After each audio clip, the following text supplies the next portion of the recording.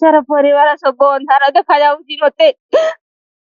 ସେମାନେ ତ ଚାଲିଗଲେ, ଆମକୁ ଆଉ କିଏ ଦେଖିବ? ଆମକୁ ଆଉ କିଏ ପଚାରିବ? ଆମକୁ ବହୁତ ଦୁଃଖ ଲାଗୁଛି।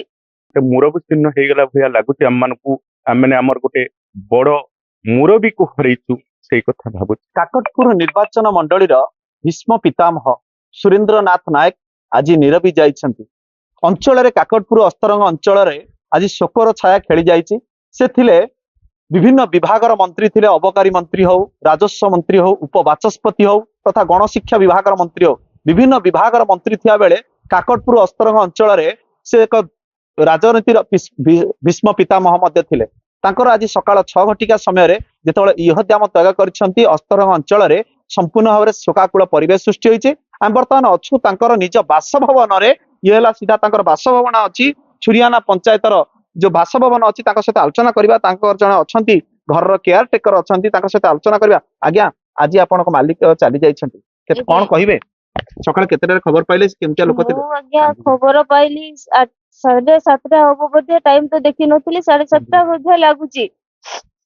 ଆଉ ଯେତେବେଳେ ସକାଳେ ଘଟଣା ହେଲା, ସେମାନେ ତ ଭୁବନେଶ୍ୱରରେ ସମସ୍ତେ ଅଛନ୍ତି। ମତେ ଟିକେ ଡେରିରେ କହିଲେ, ପିଲାଟା ଚିନ୍ତା କରିବ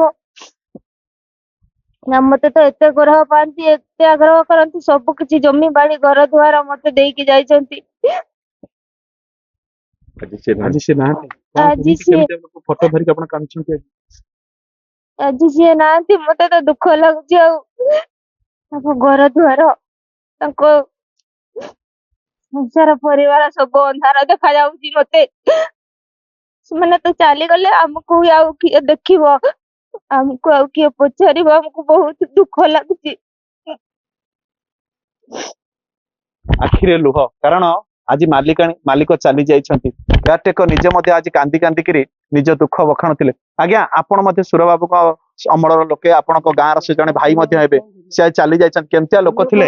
ଲୋକ ଭଲ, ଆଜ୍ଞା, ଲୋକ ଭଲ। ପୁରା ଆସିଥିଲେ ଭୋଟ ଦବାକୁ, ଦି ଭାଇ ଯାକ କଠି ପଡିଗଲୁ। ସଳା ଭିଣେଇ ମୋର ଭିଣେଇ ହେବେ। ଏଇଟା ଚାଲିଛି। ଆଉ ଚାଲିଗଲେ କେତେ ସକାଳୁ ଖବର ପାଇଲେ?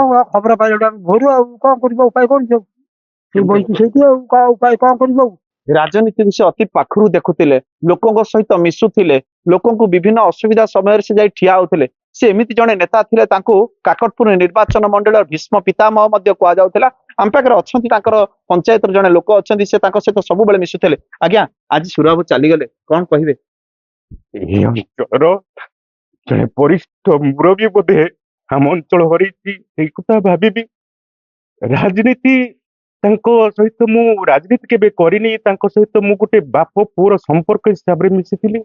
ଯେତେବେଳେ ମିଶେ ଆଉ ଯେତେବେଳେ ଯାଏ, ସେ ଖାଲି କୁହନ୍ତି ମୋ ନାଁ ନ କହି ମତେ କହନ୍ତି, ରେ ଟୋକା ଟିକେ ଆସେ ବସିବା, ଟିକେ କଥା ହେବା। ଏ ଅଞ୍ଚଳର ଜଣେ ବିଶିଷ୍ଟ ଗାନ୍ଧୀବାଦୀ ନେତା ଥିଲେ। ସେ ସାରା ଓଡିଶାରେ ସେ ସ୍ୱତନ୍ତ୍ର ପରିଚୟ ହାସଲ କରିଥିଲେ। 1937 ମସିହାରେ ତାଙ୍କର ଜନ୍ମ ହେଇଥିଲା।